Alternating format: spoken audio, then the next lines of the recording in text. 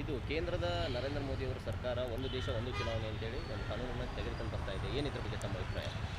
Sir, ಇದು ಒಂದು ಅವರು ಯಾವುದೇ ರೀತಿಯಲ್ಲಿ ಒಂದು ಭರವಸೆ ಕೊಡ್ತಾ ಇದ್ದಾರೆ.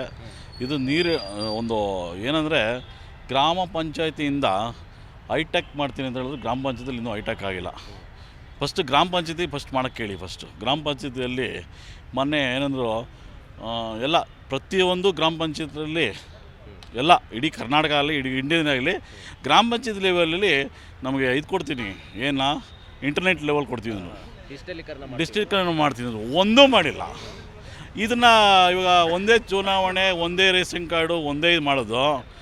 ಇದು ಸುಮ್ಮನೆ 2,000 ರೂಪಾಯಿ ನೋಟ್ ಬ್ಯಾನ್ ಆಗ್ತಲ್ಲ, ಅದಕ್ಕಿಂತ ಕಳವೆ ಅದು. ಅಲ್ಲ, ಇವತ್ತು ಮಂಡನೆ ಆಯಿತು ಬಿಲ್ ಅದು ಲೋಕಸಭೆಯಲ್ಲಿ.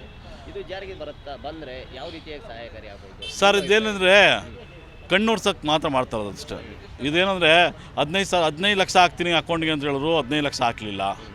ಆಮೇಲೆ ಏನೇನೋ ಒಂದು ಭರವಸೆಗಳು ಕೊಡ್ತಾ ಇದ್ದಾರೆ, ಯಾವ ಭರವಸೆ ನಡೀತಾ ಇಲ್ಲ. ಸುಮ್ಮನೆ ಇವರು ಸೂಟು ಬೂಟ್ ಹಾಕೊಳ್ಳೋಕ್ಕೆ ದೇಶದ ಲೂಟಿ ಮಾಡ್ತಾಯಿದ್ದಾರೆ.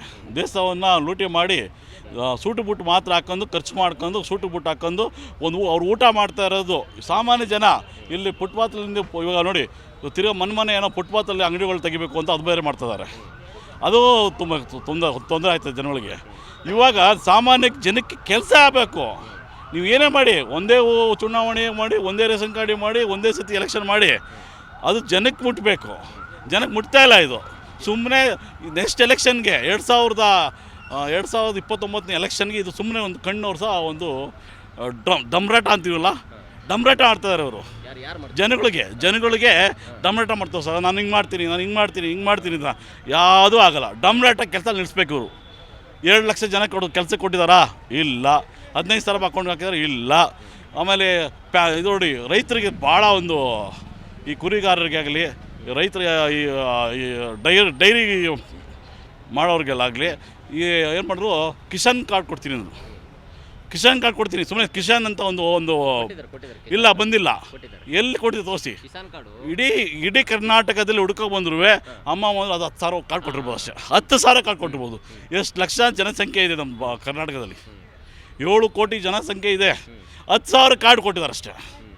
ಸುಮ್ಮನೆ ನಾವು ತೊಗೊಂಡೋಗಿ, ನಾನೊಬ್ಬ ರೈತ ಆದ್ರೂ ನಾನೊಂದು 50 ಸತಿ ಅಪ್ಲೈ ಮಾಡಿದ್ದೀನಿ.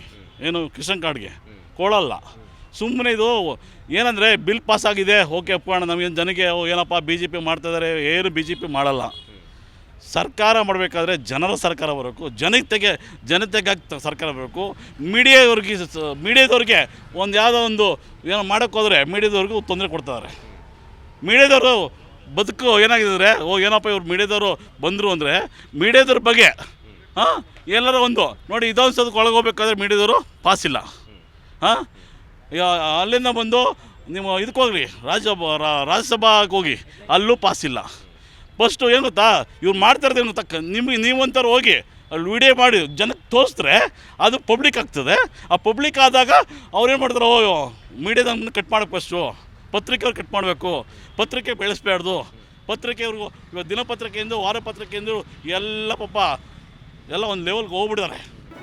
ಜಿ ಕನ್ನಡ ನ್ಯೂಸ್ ಈಗ ನಿಮ್ಮ ಮನೆಯಲ್ಲೇ ನೋಡಿ. ಎಲ್ಲ ಕೇಬಲ್ಗಳಲ್ಲಿ ಈಗ ಲಭ್ಯ.